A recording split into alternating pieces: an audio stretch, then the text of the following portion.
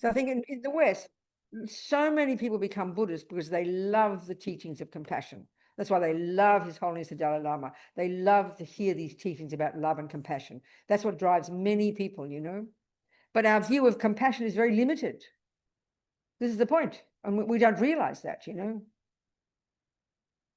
And what His Holiness means, he said, compassion is not enough, you need wisdom. I remember Lama Zopa said, meaning well is not enough, you need wisdom. So in a practical sense, if you're not a doctor and I come to you for advice and you give me advice, you mean well, your compassion is really sincere. But if you don't know how to help me and you tell me the wrong thing, you can kill me. Oh, I meant well, you say, thanks a lot, you know, keep your advice to yourself. And that's really common sense in the world. We know that if you don't know how to help somebody, you be quiet. So we sometimes think, oh, I mean well. We run around doing stupid things in our relationships, making a mess of our problems and our dramas and our families because we don't have enough wisdom, enough common sense, even in an ordinary way, to know how to help people. And it's a mess, you know. I meant well, we say. It's not good enough. So what does it mean in Buddhist terms? Well, I mean, it's perfect. If you look at this Lam Rim, this amazing, practical, you know, presentation in an organic, logical, step-by-step way of the different stages of the path, which means Lord Buddha's teachings about reality that we're trying to internalize, then it makes sense. So, you know, that's why I love this nice analogy I quote it all the time. A bird needs two wings, wisdom and compassion. So if we look at the Lam Rim, surprisingly, which we think compassion is the point of the path, and it is, but it's the most advanced level. That's the compassion wing. And and that's why, you know, if we look at the Lam Rim and we know these stages, how they talk about, the Lama Zopa says that the very first level is the teaching, this is how he puts it, the teachings and practices suitable to the disciple of the least capability.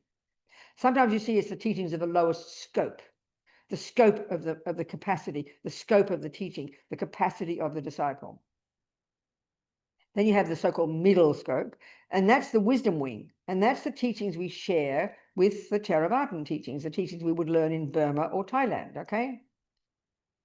They're the teachings we share with them, exactly the same steps of the path. And this is all Lord Buddha's nuts and bolts of his view of reality. That the essence of the very first one, the essence of it is the law of karma, the essence of it. And the essence of the second one is the way the mind works. You know, and then particularly the delusions. And these two, karma and delusions, are Lord Buddha's second noble truth, the causes of suffering, negative karma and neurotic states of mind. And this is covered in the first and the second scopes of the Lam Rim. I like to call it, in using ordinary our daily school language, junior school and high school. I mean, it's a simple analogy, you know. So this is the wisdom wing. Now, if we were on the Theravadan path, we would complete that wing, those two wings, that wing, we'd complete the wisdom with now bringing in concentration and emptiness. But as we know, in the Lam Rim, Lama Tsongkhapa takes these two, which have the character of the Hinayana path, they're not Mahayana, but he puts them at the very end of the Mahayana in the six perfections of the Bodhisattva. They're the fifth and sixth of the perfections. But in their character, they are Hinayana teachings. So if you were only on the Hinayana path, the wisdom wing, you'd complete the entire thing, understand impermanence, abide by the laws of karma, take refuge, then go to the second level, become your own therapist, as Lama Yeshe puts it, learn to know your mind intimately, unpack and unravel the mind, distinguish between delusions and virtues, give up attachment, and then eventually on your cushion, you get shamatha, and you'd realize emptiness. And eventually in one life or other, you've achieved liberation, and then that end of that life, you don't come back. You're finished. You're done. That's the wisdom wing, if you like. So even in the conventional wisdom of karma and the mind, these are fundamentally necessary to be able to understand compassion. This is the point. So let's look at the word compassion. What is it defined as? Well, as we know, looking at the states of mind, like we discussed last night, Lord Buddha, in a simple way, presents all the contents of our mind into three categories: all the neurotic, delusion, ridiculous, the afflictions, the unhappy states of mind, the crazy states of mind, the ones that are the source of our suffering. Then the second category, the virtues, love, compassion, kindness, these are our saving grace. These are the source of our happiness and our capacity to help others. these two states, these categories of states of mind. So we look at compassion. It's in the second category. It's a virtue. So what's its definition? It's a state of mind, a conceptual state of mind, the starting point, that says, oh my God, look at that suffering. May you not suffer. That's the meaning of compassion. You see suffering and you go, may you not suffer. That's compassion, okay? Now, great compassion, Mahakaruna, the unique characteristic of the bodhisattva path of compassion, is not only, oh my God, look at that suffering, but what can I do to help take it away? That's the unique characteristic. But this compassion is crucial. So we find the word suffering, don't we? Now, this is where the problem is. So we've got to go back to the Four Noble Truths for that. We've got to go back to the first and second scope for that. So we look at the Four Noble Truths. And in the first Noble Truth, Lord Buddha says, there is suffering. And he has 3 levels. And this is the problem. We don't get this. The first level, the suffering of suffering, that's the only one we recognize in our world. And that's when the bad things happen. Very simply, it's when the bad things happen. When you have your knee ache and your husband leaves you, you get sick, or you're in a war zone. Forget lower realms. Just in this life, when the bad things happen, that's what the first kind of suffering for the Buddha. But as far as we are concerned, that's the only suffering there is. And that's our problem. That's why our Buddhist view of compassion is profoundly limited until we understand the Four Noble Truths. So here we are on the compassion wing, wanting to practice compassion, wanting to get bodhicitta.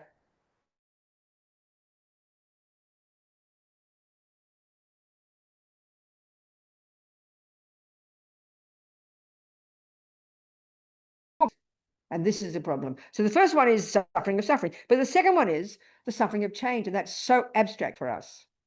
And it's very depressing initially. So for us, suffering is when the bad things happen. But the second one is what we mean by happiness. It's when the good things happen. So to hear that Lord Buddha says that's a subtle, more heavy, more nuanced, deeper level of suffering is very shocking. And we have to really think of it carefully to see the logic of it, So if we don't understand this one, we're not going to have compassion for all the people in the world who are happy. So when we think of, what do you mean have compassion for happy people? What are you talking about? That sounds so weird. But we have to understand what he means by this. It's very precise. Now, the third one, we don't even think about. It's so abstract. It's like a joke. All pervasive suffering. We don't even understand that one, It's the fact of being born in the first place, in a body of the 5 senses, caught up in all these delusions, So this is the first teaching of Lord Buddha, the Four Noble Truths. We have to understand these. If we've got this clear and know in our own minds these 3 levels of suffering, now we have a profound basis for renunciation, which we would say in the West is compassion for yourself. And that is your basis for now going to the compassion wing. That is your basis for now having compassion, not just for the poor people in war zones and the little dogs that get kicked, but for the happy people, for the rich people, for the beautiful people, and by understanding karma, for all the crazy harmers. That's a weirdest view for us. That one too, if you don't know karma, which is the very first level of practice, how could you possibly have compassion for the pedophiles and the murderers and the warmongers? There's no logic. Even hearing the Four Noble Truths, there's no logic to that. Until you understand the second noble truth, the causes of suffering, karma and delusions. When you know that, and you know that there's a murderer, and you know that because of their past karma and their habit, driven by the habit to kill, that's why they're killing, and that they are going to cause themselves unbearable suffering in the future. This we do never think. That's the basis of compassion for the harmers. So the basis of compassion for the happy people is understanding the second of the 3 kinds of suffering. The basis of having compassion for the poor dogs and the people who are being harmed is by understanding the first kind of suffering. And then by understanding about the all-pervasive suffering, which is we're locked into this system because we still have ignorance, then we have compassion for every living being in all the realms of existence, all the way from here to the formless realm. And that's all in the Four Noble Truths.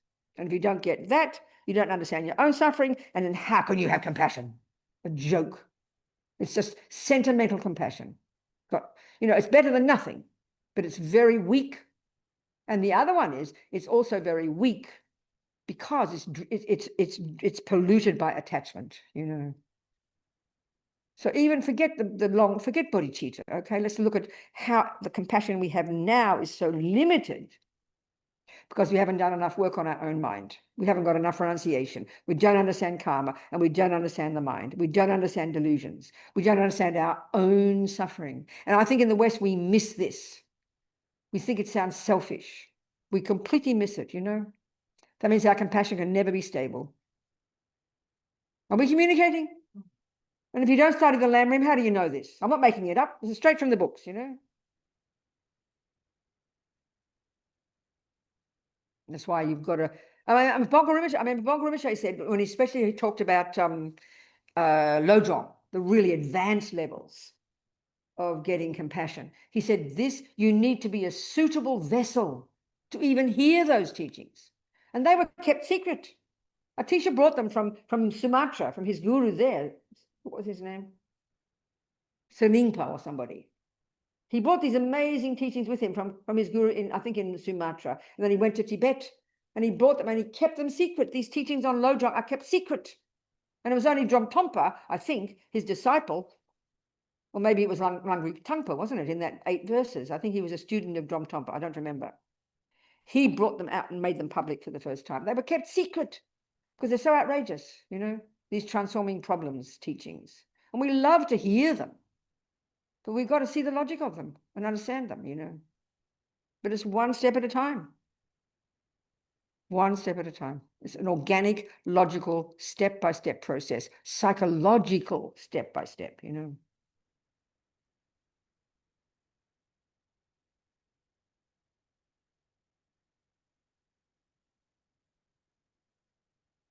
Okay, so we understand when bad things happen. That's pretty obvious, and we all know. We talked yesterday. It was a good introduction yesterday. We discussed attachment and aversion, these two of the poisons that run our lives, and how aversion, whether it's anger or just mild aversion, like annoyed, upset, irritated, upset, frustrated, they are all mild anger, and they are the response when your attachment doesn't get what it wants. If we can begin to understand these intimate relationships, we have a profound understanding of Lord Buddha's teachings, I promise you. And this is unique to the Buddha. This is not Freud or Jung or the Western model, not at all. We don't talk about anger and attachment being problems, you know, we just think they're normal states of mind. This is fundamental to understand. Quite hard because they're there all the time. Attachment is constantly there, we talked, you know, and it's this hungry child inside us, this emotional hunger that only ever wants everything to be lovely. It can't handle anything being wrong. It's like so fragile. So when the moment attachment doesn't get what it wants, you bang your knee, you stub your toe, the coffee doesn't taste properly nice, husband is mean to you. They're mild examples. The moment that happens, attachment gets upset and aversion kicks in, and then that you push it away. That's anger, but mild. And these are happening 1,000 times a day, and we don't even pay attention. That's our tragedy. We don't even pay attention. We don't notice we're angry until the words vomit out the mouth.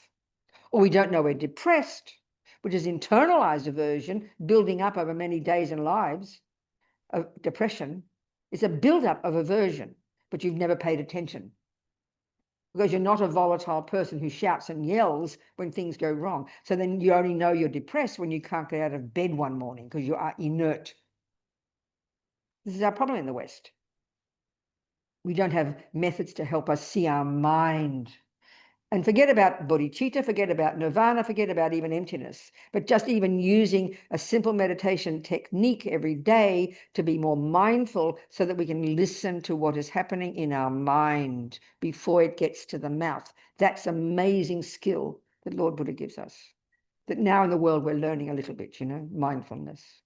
But the reason to be mindful isn't to make all the thoughts go away, is to hear them and recognize the problem and then catch them before they become emotional. That's the skill.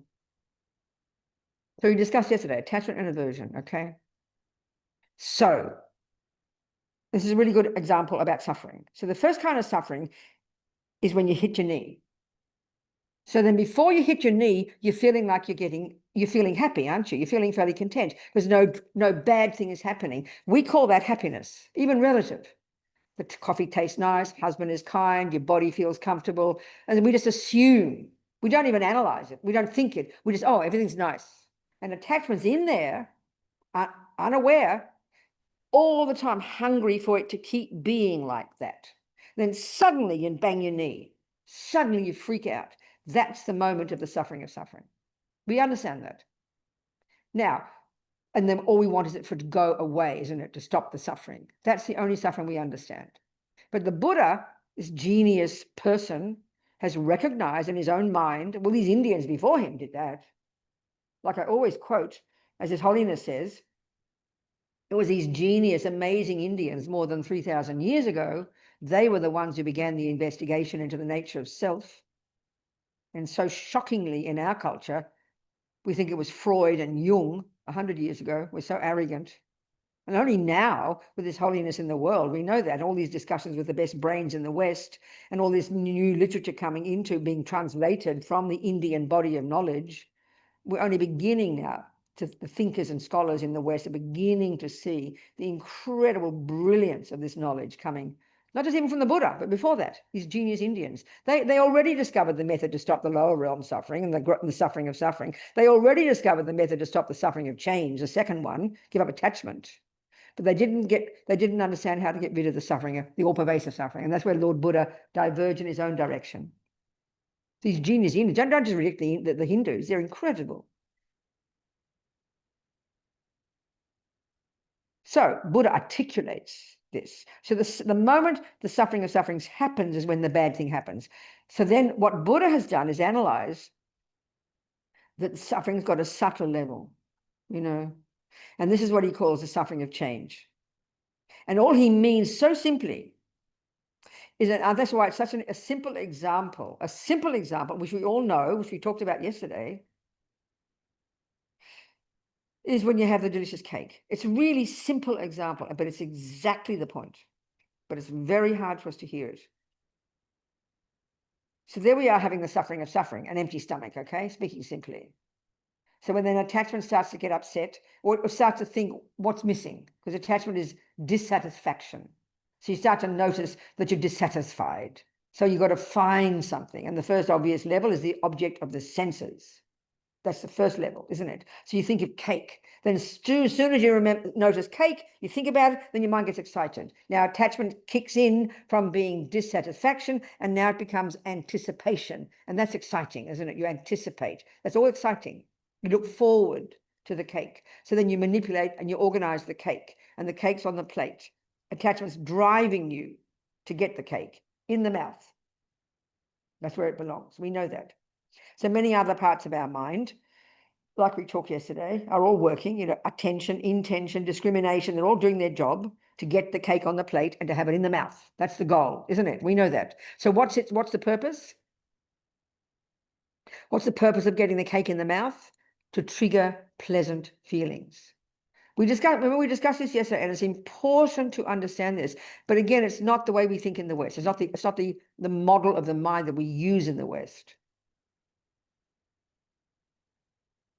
It's not directly relevant here, but to the sufferings of sufferings. But no, it is relevant because we have to understand where the particular state of mind functions. We've got the remember we said yesterday, the third category of states of mind. They're referred to as non-virtuous, virtuous, and then neither non-virtuous or virtuous. And that, of course, for us in the West is really abstract. We have no way of, we don't talk about virtue and non-virtue, not in psychology. We think that's kind of judgment. We think that sounds like religion, and we don't like it. So we have to understand what Buddha means by this.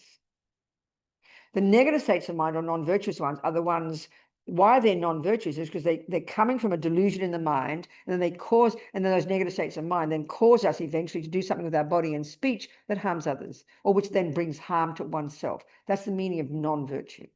Not judgment, not punishment, not reward. There's no creator. We do it to ourselves. Then the virtuous are positive states of mind that benefit us and then enable us with our body and speech to benefit others. That's the meaning of virtue and non-virtue. We kind of get it.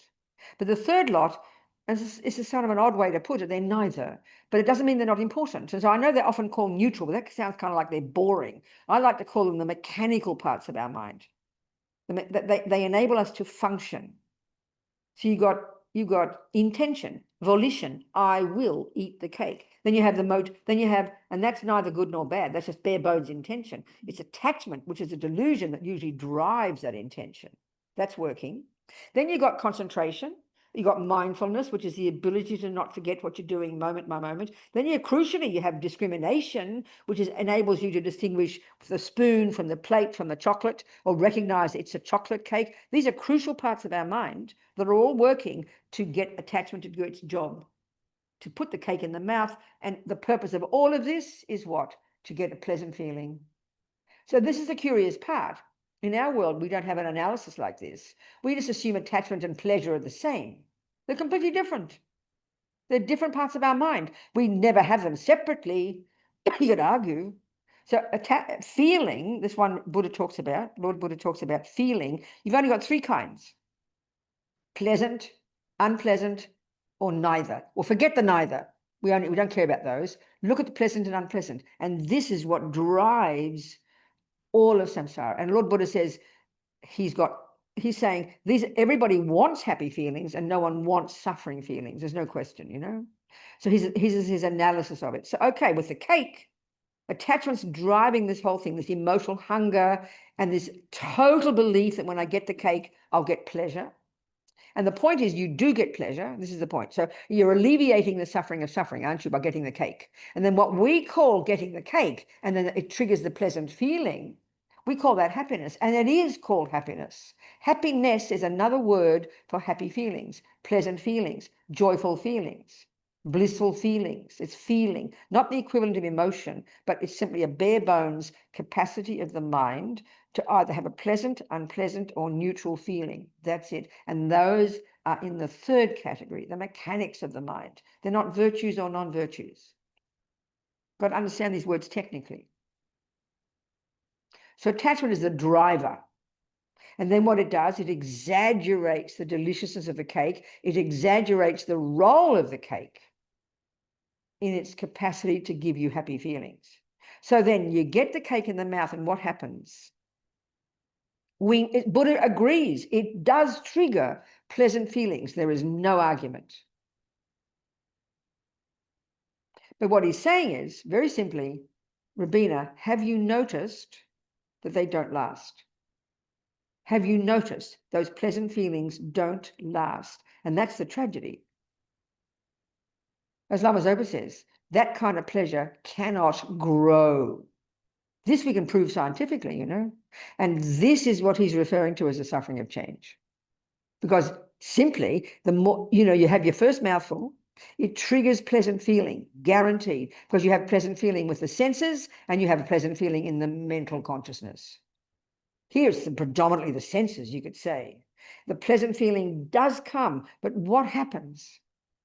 Attachment's right there, hungrily expecting the cake, hungrily expecting the happy feeling and anticipating it. You put the cake in the mouth, happiness does come. But that second, attachment says, not enough, Robina. I'm not happy.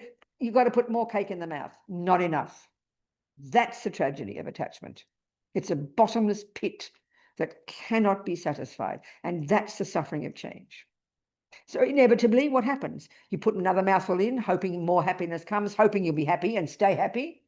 You're convinced that the next mouthful will do it, then the second piece will do it, and before you realize it, the pleasant feelings have gone, and suddenly all you have now is unpleasant feelings. And if you have more cake, you would vomit.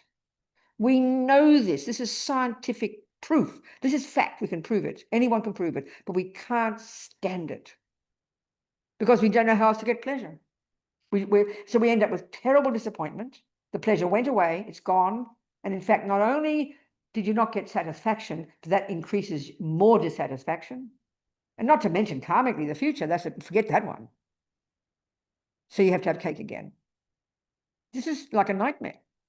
And we know it's true, but we can't bear to think about it. This is the suffering. Broadly speaking, simply, experientially, this is the suffering of change. And we can see it's true, but it's a bitter pill because you got to have the pleasant feeling first. So we think, well, how am I supposed to get pleasure, It's very distressing to us. So attachment in this sense is a junkie, like an alcoholic or a junkie, a junkie that's craving all the time to be satisfied, craving pleasure. And the way we think you get pleasure is get the cake, because the senses are so dominant. There's such suffering, it's so painful. So Lord Buddha basically is saying, sorry people, you've got it wrong. You think happy feelings are what you get when you get what attachment wants. Wrong.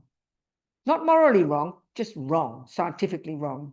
He says, no, happy feelings are what you get mentally, not just sensory, mentally, that won't change. I have found how to get happy feelings that won't change and that don't depend upon cake. So basically, you think happy feelings are what you get when you get what attachment wants. No, happy feelings are what you get when you give up attachment. That's renunciation, you know. So it's very intelligent. We can hear it, but it's just hard. It's very tricky, but we can hear it. So what Buddha's really telling us, he talks about the four noble truths called suffering. He's really telling us about how to get happy. It's very joyful. And this is why it's so tasty, isn't it, to read, like when you read Lama Yeshe's book on Mahamudra, and he talks about the nature of mind. It's so uplifting. We don't have this in the world. They don't talk about mind being pure.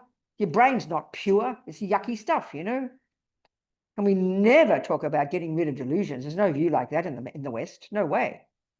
So Buddha's view is so uplifting, but we can't hear it when he talks about suffering and attachment and giving it up. It's very depressing, you know.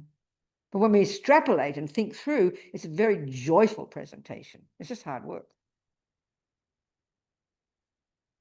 So if you don't recognize that suffering in yourself, how on earth can you have compassion for people who are junkies? How can you have compassion for people who are addicted to pleasure? How can you have compassion for people who are living in a beautiful relationship with a gorgeous husband and lovely jobs and money and beauty? Why would I have compassion for them, you say? Because it will end. And by being attached to it, they're tipping it in the toilet. It's like you've saved money in the bank and you put your ATM card in, you get your £100 note out and you use it for toilet paper. That's the tragedy of the happiness that comes from attachment. I'm going to swear, we piss it down the toilet.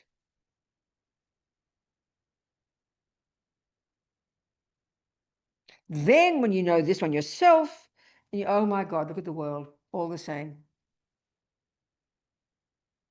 And so, of course, you add the other lie. Buddha's basically, one way you can say the whole of the Buddhist path, one way you could say correctly that what Buddha's saying is all suffering is caused by not being in touch with reality. So what the Lam Rim is, from day one until all the way to emptiness, is Lord Buddha, or just before emptiness, all the way up to Shine, fifth perfection. Every step of the way is Buddha's presentation of how things exist conventionally. Not only are we ignorant of how things exist ultimately, we're living in la-la land about how even things exist conventionally. So right at the beginning, he tells us things are impermanent. That's one of our biggest mistakes. We think things are grass. We think things set in stone. We don't. Impermanent doesn't, it means changing from moment to moment. We think things are set in stone. So when you have that delicious, one of the functions of attachment is believing the happiness will come when you get the cake, and we believe it will last. It will last. This is another lie on top that makes the suffering even more painful. Even if we understood that pleasure is impermanent, we'd have better pleasure, knowing it won't last. But we grasp at it as lasting. This is cruel, you know. We have these lies in our mind. So all the way, impermanence, karma, the mind, delusions, bodhicitta, the perfections, all the way to Shine. That's conventional reality. And then finally, he tells us how it all exists ultimately. You know? So one way of saying, as we said yesterday, of the entire path is stripping away, removing from our mind the misconceptions, the delusions, the afflictions, you know, the emotional afflictions and all the misconceptions, the philosophical misconceptions. Like, you know, for example, we believe either that God created us as a being called a God. Buddha says misconception. He's not being rude. Misconception. Or we think in the West, the materialist view, that our brain is our mind. and that your mother gave it to you. So your mother gave you anger and love and compassion. Misconception, Buddha says. So by hearing about impermanence and karma, or about karma, we counteract that view. We've got to think about it. Then when you go to the second one, your mind, your brain. No, sorry, it's not, he says. This is a shock. This is a shock to us.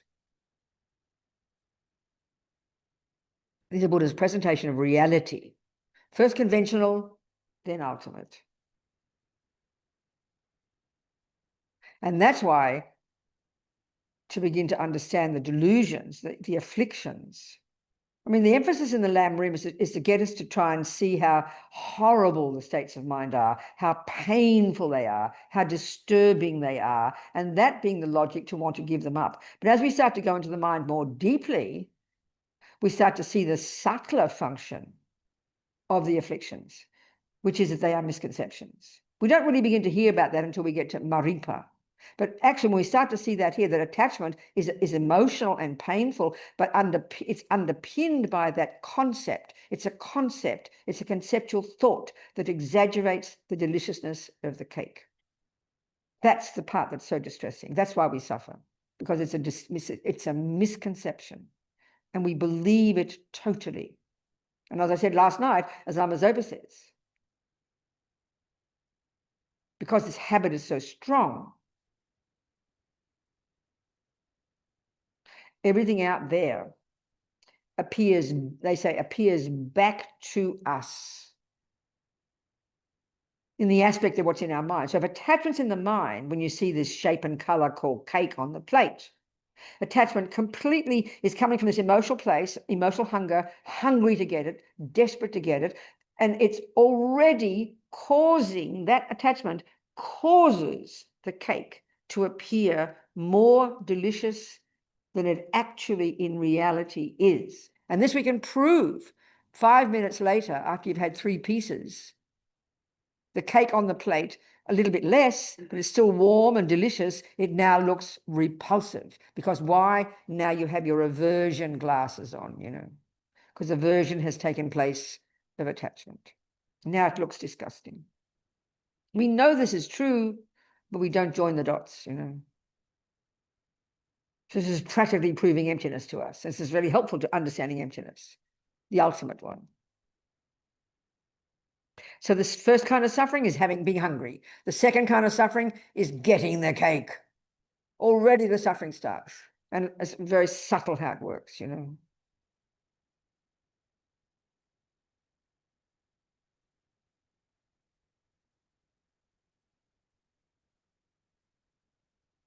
So the third kind of suffering is really, it's being born in the first place, in this body of the 5 senses, in a world made of the 5 sense objects, compelled to ingest those 5 sense objects. We're locked into samsara. So you can think simply of the entire path. The way to stop the first kind of suffering is practice the first scope. The way to stop the second kind of suffering and give up attachment is practice the second scope. And the way to give up all suffering, the all pervasive suffering, is to realize emptiness at the end of the 6 perfections. The whole path is laid out like that, to quit the 3 levels of suffering according to our capacity. So when we begin to understand the third one, that everybody, happy or suffering, in the hells or the gods or the formless, we're all still in samsara, as Buddha says. We're still locked into suffering of one type of rebirth or another, because we haven't uprooted the root affliction. We haven't uprooted the root affliction. And that's where Lord Buddha diverged from the Indians. He found the method to do that. That's his genius.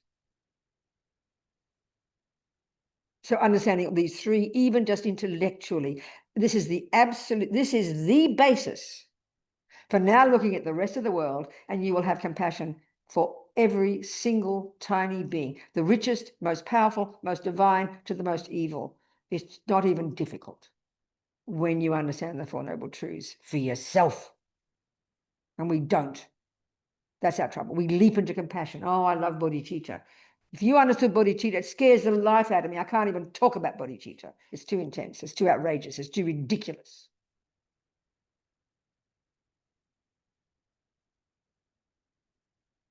Are we communicating?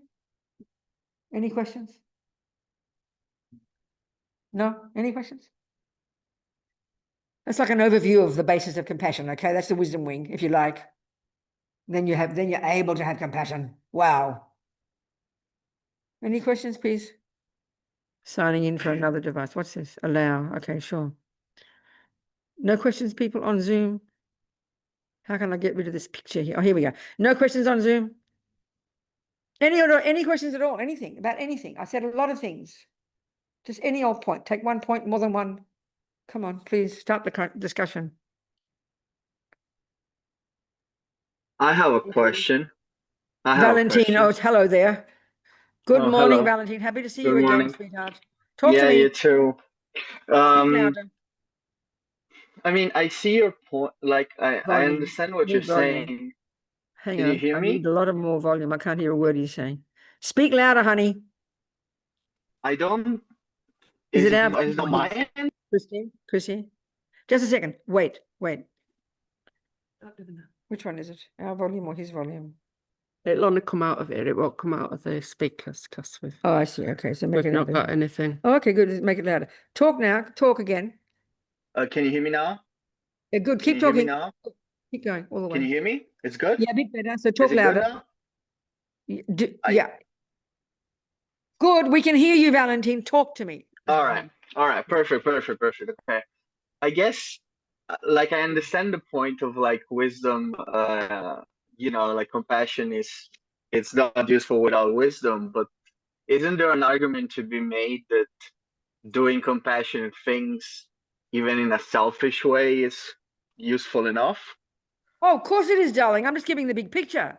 Now we can't leap to the big picture first, but it's good to have the big picture, and then we practice compassion according to our capacity. Of course, Valentine, of course it's gradual. Of course there is. I'm not denying that for 1 second. I was just trying to give the overview. That's all.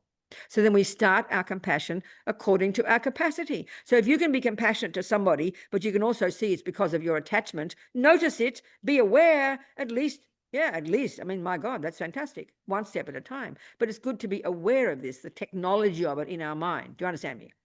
Of course it is. There's no argument. Yeah, sure. One step at a Okay. time. No question. No question.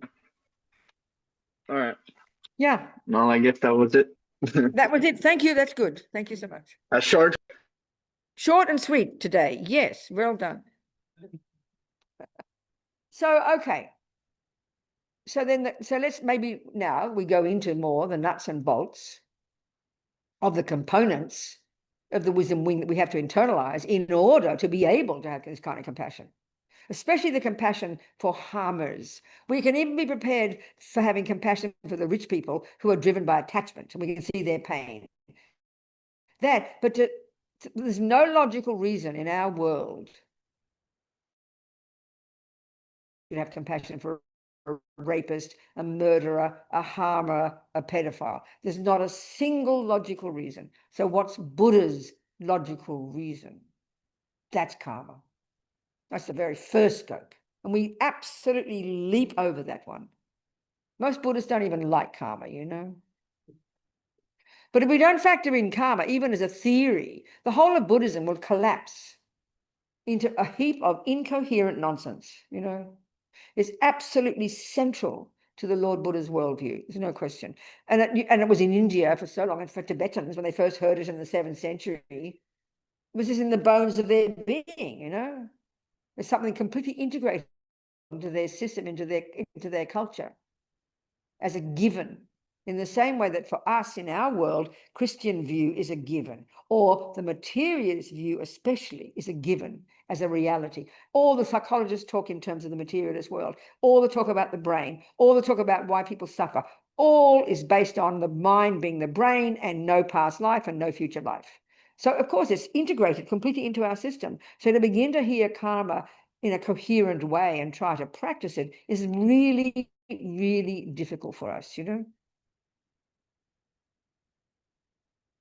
That's why for us, you know, when you read the Lam Rim coming straight from the Tibetan Lamas, they're talking to people who already understand karma in a sense. But we have to have a lot of discussion first about how it's not, you know, it's nothing to do. Because we've come from a Christian, let's say Christian, maybe Muslim, but Christian background, certainly in England, let's say, we automatically hear it in exactly the same way as we hear Christian teachings. When we hear that Jesus says, don't kill, don't lie, don't steal, and you say to Jesus, why not? His answer is because God said. You're breaking God's laws. This is so different for the Buddha, you can't believe it. And it's very hard for us to hear it. You ask Buddha, okay, I always quote, I said it last night, remember? When I asked a Jesuit priest, how do you define a negative action? And that's a really important question. You shouldn't just believe what people tell you. You should check out why, ask the logical reasons. So the Christian one is absolutely clear.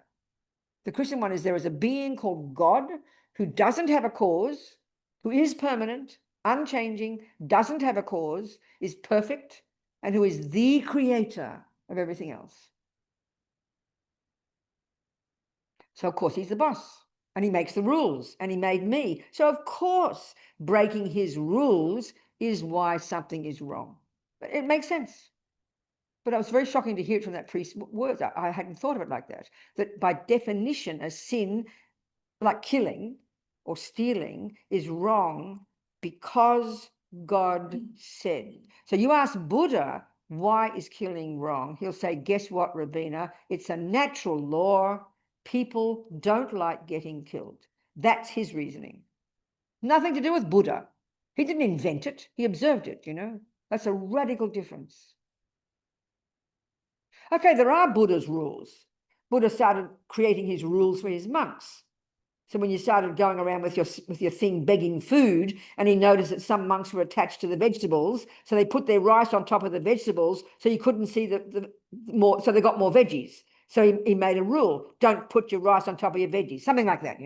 They are Buddha-made rules, no problem, but they're not natural laws. So they're the natural negativities like killing and stealing. They've got nothing to do with Buddha. He just observed it. This is a huge, huge difference. Do you understand? It's a huge difference. So then the Buddha says, Jesus has got his little list of 10 don'ts, and so has Buddha. They both say don't kill. They both say don't lie. They both say don't jump on the wrong partner. But the reasons are so different. This is so important if you want to be a Buddhist,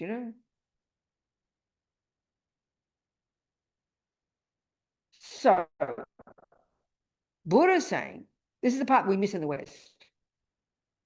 So then when he tells me in his list of 10 don'ts, don't.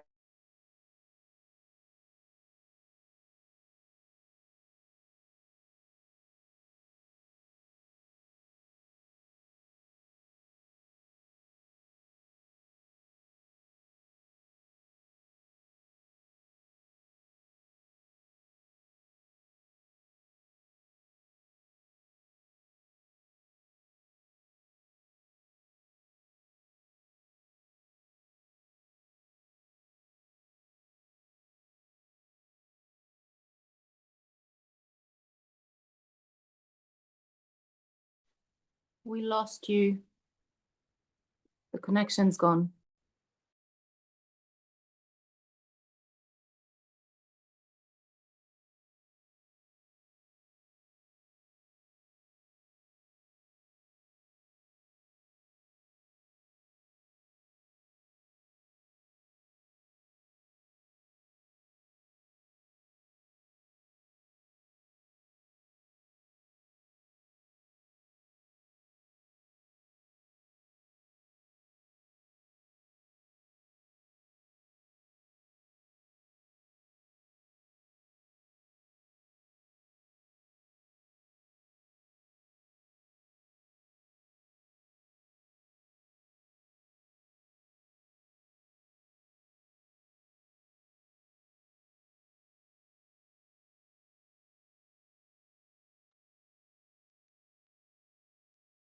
Venerable, you're muted.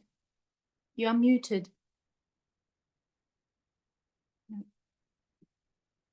Oh.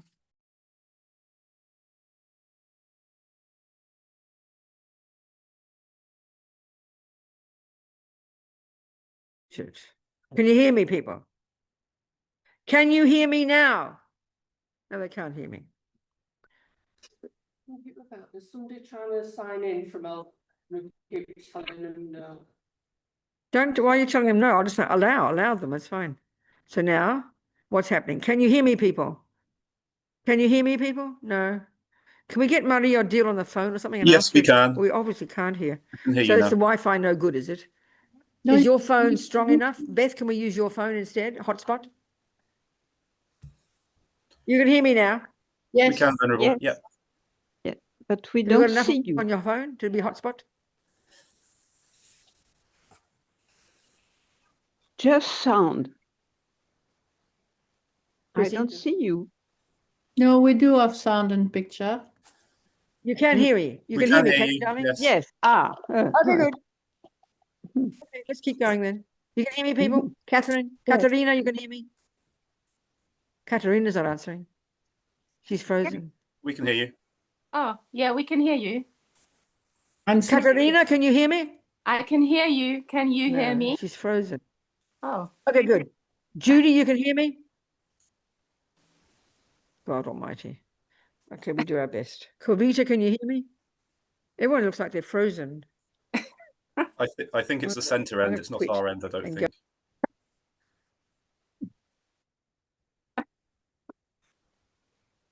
Okay.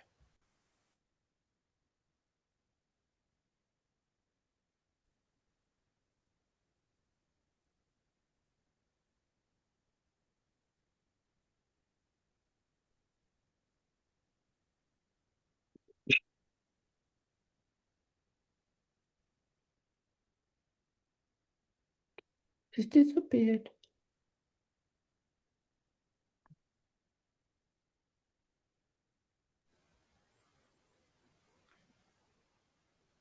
Chrissy, can you hear us? I think we can all hear each other online. yes, I can hear you, Andrew. Okay. Ah, they're back. Can you hear me? Yes. Yes. Yes. Yes, we can. I hope this doesn't go on all day, but if it does, we have to be patient. I'll just have to keep shouting. I'm sorry. Okay. Right. Okay, good. Okay. Where was I?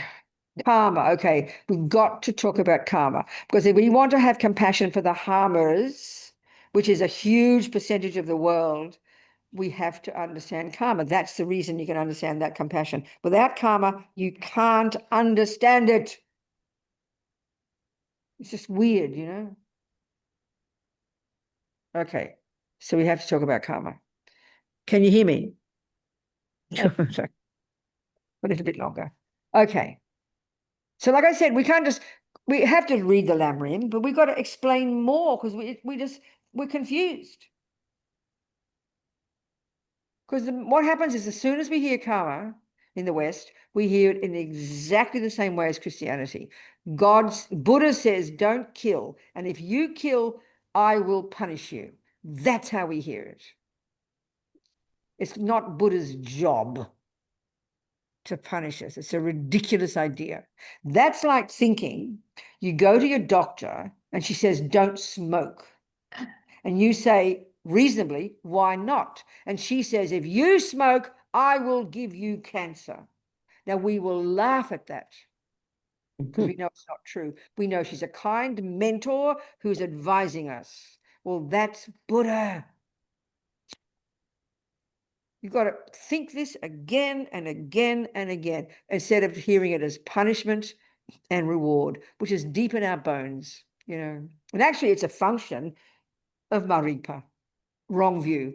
Don't blame your Catholic mother for teaching it. It's already in your mind. It comes with ego. This view, this dualistic view, you know. It's quite subtle. So what's the view of karma? Well, very simply, as we know, talk often enough, Buddha's saying there's trillions of sentient beings, okay? Mind, well, now the term for sentient being, it's lovely in Tibetan. I like the English translation much better than sentient being. Mind possessor. It's such a delicious term, mind possessor. There are trillions of mind possessors, okay? Countless numbers. And because they're all the product of cause and effect, they didn't begin And indeed, according to the Mahayana view, at least anyway, they won't end.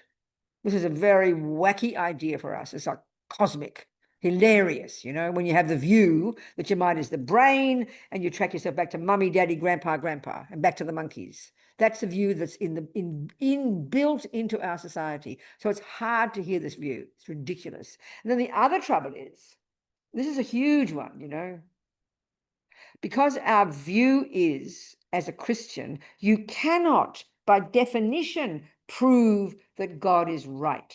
If you can prove that God is right, you are also God, and you cannot say that. So by definition, Christianity can't be proved, and you don't mind that. You have faith in God. He knows what he's doing, good enough. I'm not complaining. That's a very nice view to have, much better than the materialist one, quite frankly. Because at least somebody knows the answer. You know, at least somebody knows what's going on. With the materialist view, we have no idea. Why Hitler? Why suffering? Why war? We don't know why, you know, with respect to us. So we have this Christian view very deeply. So we assume religion can't be proved. It's pure belief. That's how we think. And that's why I always quote this one too. It blew my mind. It was so wonderful. This year, years ago in New Zealand, this fellow, who happened to be a scientist, asked the question. And I've never had anybody ask that question before or since. He said, who revealed the teachings to the Buddha? And that's a perfect question if you're a Christian. They talk about revelation, the saints, all the people since the time of Jesus. It's coming from God, and Jesus was God in human form. And from then on, all the saints, they have their dreams, their visions, and it's revelation from God. That's how we learn about the teaching. So it's revelation necessarily. And I said to him, as an answer, I said, would you ask Einstein who revealed the teachings about relativity to him? And of course, we all laughed, because we wouldn't, because we know he's a scientist. That means he used his intelligence and he observed the world. Einstein didn't look in the sky. He didn't have a vision. He didn't make it up. He's not speculating. He didn't have a dream. He used his intelligence and observed the workings of the world. He observed all the things of the world, and he came up with his own findings. He then codified them as laws, and then he presented, and he said, this is what I have seen to be true. Here is my methodology. Don't just believe me. Don't swallow it whole. Prove it for yourself. That is precisely, I can't stress this enough, but we're always surprised by it. That's Buddha. That's Buddha. As Dalai Lama says to us, Western people, if you start following what Buddha says, you like his methodology, and you go step by step, and at a certain point, you prove from your experience that he's wrong, you must reject him. But frankly, we're all intellectually lazy. We'd rather just believe in Buddha because we like him, you know. I suppose better than nothing, isn't it? But it won't get you far. It won't get you enlightened. It won't get you out of samsara. Believing won't get you anywhere. It's better than nothing. It's a good step, and it's part of our practice. There's no question, and it's valid.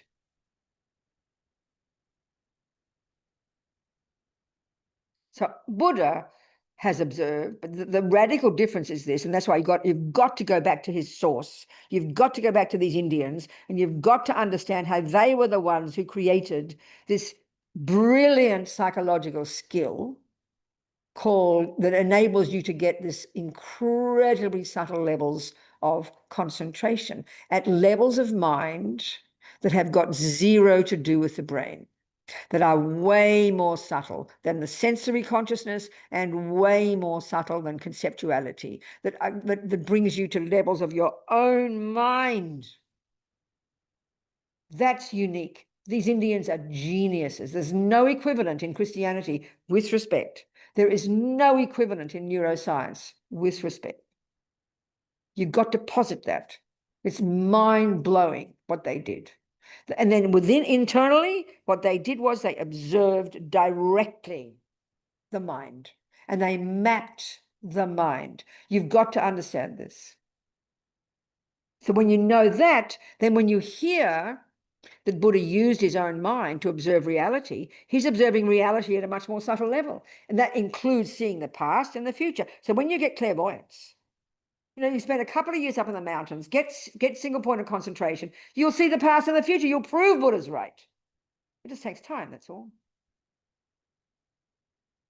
So with his mind, he's observed the world at a much more subtle level and has come to his own conclusions. And his conclusion is mind is beginningless, it's not physical, it's got more subtle levels. And his major point is that we have the capacity to remove utterly from our mind all neuroses, all ego grasping, all delusions, all afflictions, utterly, completely, utterly, utterly. There's nothing like that. That's an insane idea in neuroscience.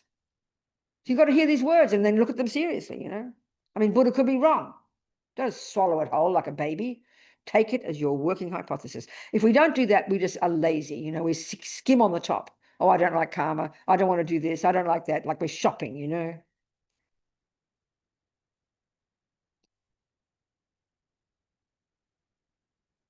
So every word Buddha presents as about reality is what he's found from his own direct experience. Then you start to take it yourself and go one step at a time. He's laid it all out for us. It's all there. That's it. So the view, so let's look at the view of karma. So that mind, what's happening? We're okay. We're all right. You can hear me all? Okay, good. So let's look at now how karma works. Roughly speaking, just roughly. That's why, again, it's so shocking for us to hear it. It's a natural law. Buddha has observed it. It's a law that runs minds. It's the law that runs our mind. We run within this law. And what he's observed is this. In the most broad point about karma is that every millisecond of what all beings think and do and say, whether you're a dog or a monkey or a spirit or a human, is the very process that produces the person you become now and in long term. We are, as His Holiness says, karma is like self-creation, the long-term view. So everything we think and do and say, think first, mind first, is the way Buddha talks is everything we think and then do and say drops a seed into our mind. Nothing goes astray. Every millisecond of what we think and do and say drops a seed into our mind. And then if that seed remains there, it'll multiply and get bigger and bigger. And when it meets the appropriate conditions, it will ripen in 4 ways. One, as a type of rebirth. Buddha posits many options of rebirth determined by the certain physical characteristics and a certain kind of mind. Some very suffering and some very blissful. There's like a whole spectrum. First. Second, within that body, the second way your karma ripens is the tendency to keep doing those things. Third, simply speaking, is the third way karma ripens is the experience of having that action done to you, speaking simply. And fourth is even the way the physical world impacts upon us. So it's called the fully ripened result, a type of rebirth. The tendency to keep doing it, the experience of having done to you, roughly speaking, and then some kind of environmental result. So a simple example of an action called non-killing, a conscious, intentional decision. When you see the mouse, I will not kill. Driven by compassion, you do the action and the result of a happy mouse. Roughly speaking, those 4 things should be in place. Roughly. 1, there's a mouse. 2, your mind involved, intention, thought, not motivation, bare bones, I will not kill the mouse. Motivated by, say, compassion. Those 2. More to it than that, but simple. 3, you do the action of saving the mouse. 4, the result, a happy mouse. That's a complete action of non-killing, and it drops a main karmic seed of non-killing into your main bank vault, just talking, and it will get bigger and bigger and multiply and get more and more. So we need millions of those just to get a human body, okay, in the future. One of those needs to be triggered at the time of our death. Lama talks all about this in his book, how to face death without fear. So if that action that action, especially as Lama Zopa points out, if it's done in the context of keeping a vow of not killing, makes it much more powerful. We'll discuss this later.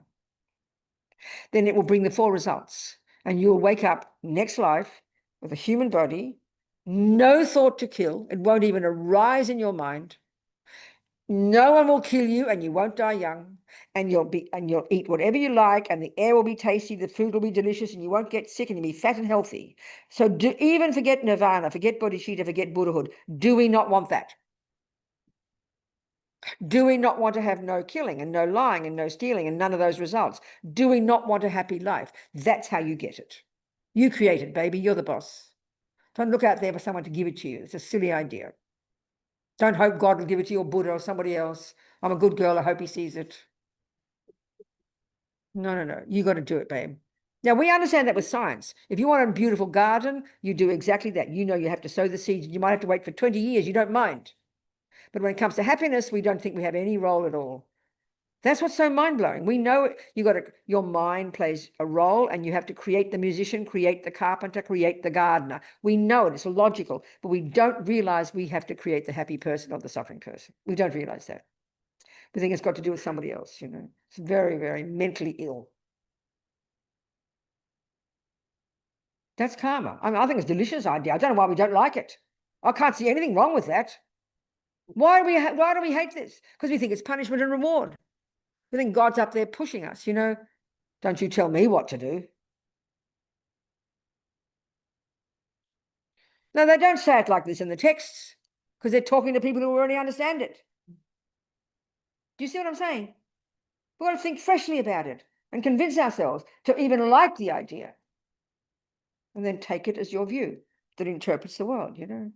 And that's why if you understand those 4, I find this so powerful. It mentions it in the teachings, but it doesn't go into much detail.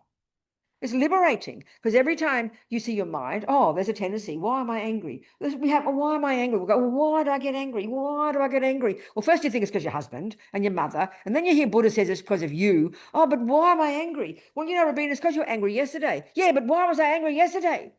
Well, honey, you must have been angry the day before. But why was I angry the day before? We want a big reason, a capital R reason out there. Aha, there it is. That's why I'm angry. Not my fault. It's a habit. Or love or kindness, or playing piano or football. Same. It's yours, baby. You brought it with you. I like that idea. I don't want to know that someone else is running me. Thank you. I'd rather be the boss.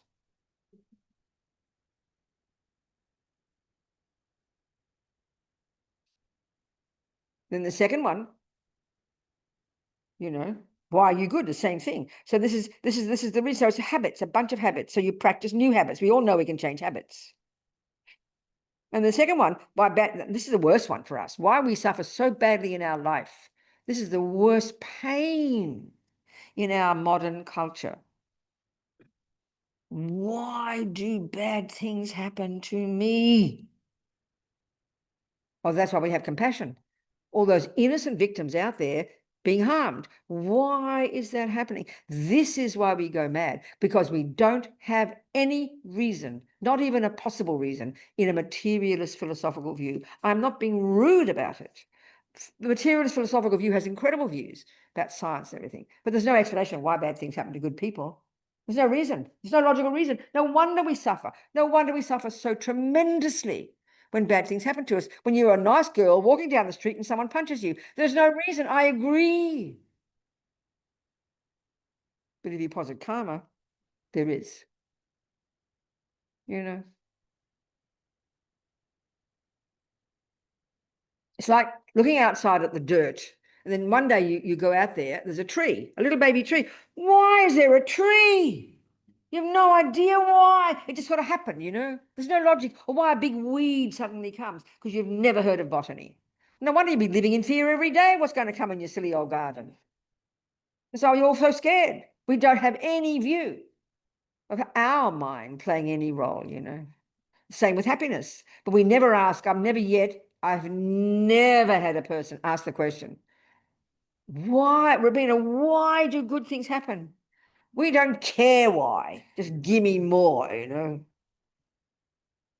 So we take for granted the good And we have a panic attack when the bad happens. And that's attachment and aversion, and that's the view of no karma. And this is the essence of the pain of samsara. This is Buddha's analysis, that's all. It's a psychological, philosophical analysis of the world. I think it's so delicious because it empowers us instead of being a victim, you know, poor me. Lama Yeshe, when he met Western people first, he said ego was the self-pity me. Sounds very cruel, but it's so true. Poor me, you know, this victim.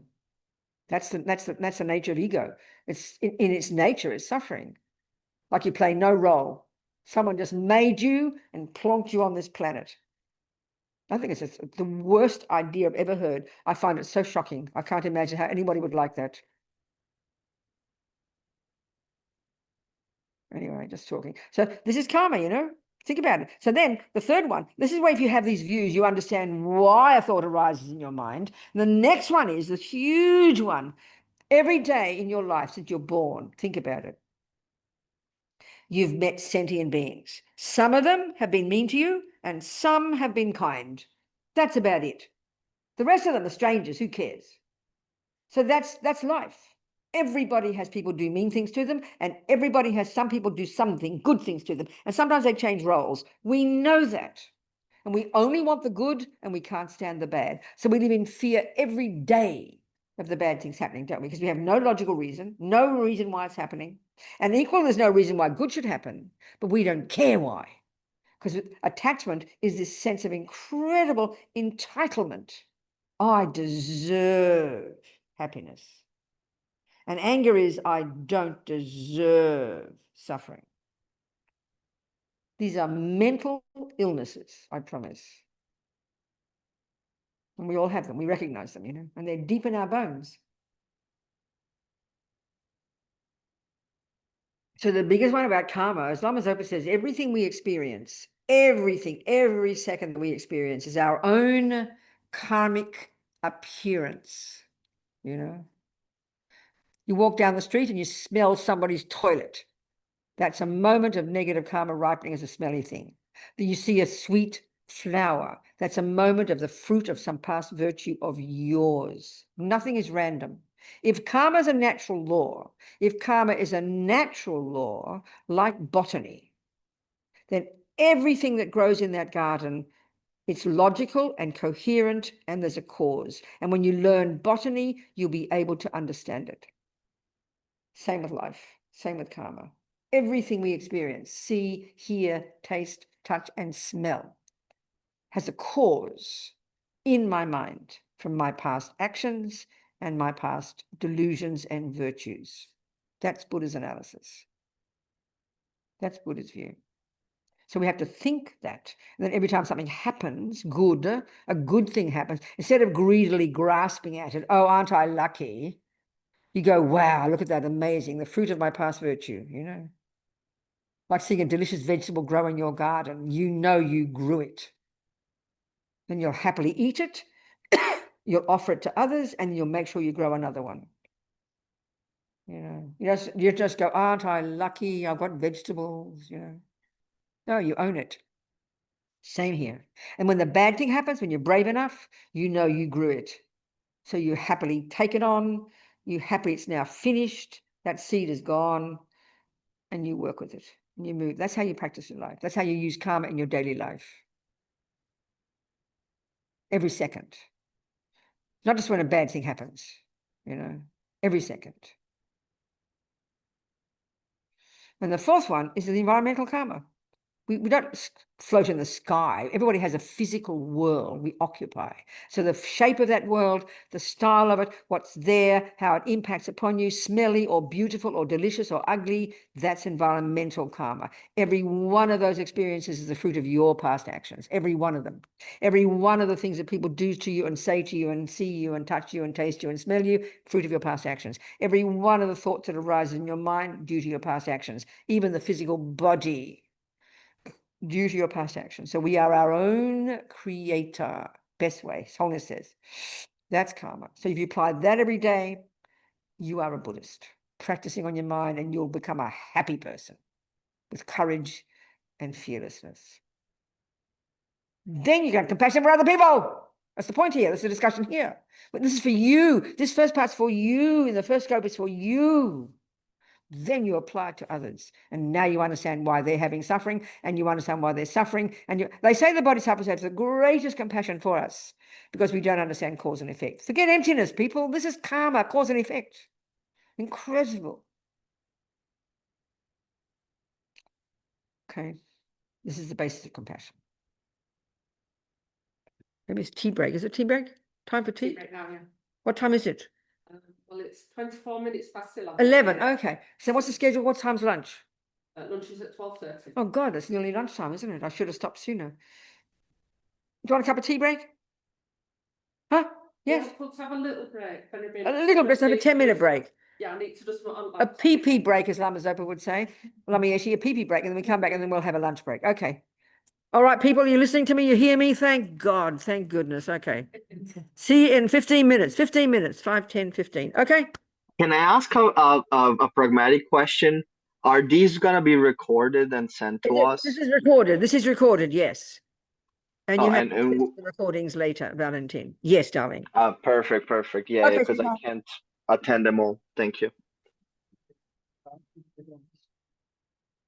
Okay, 15 minutes, people. See you soon.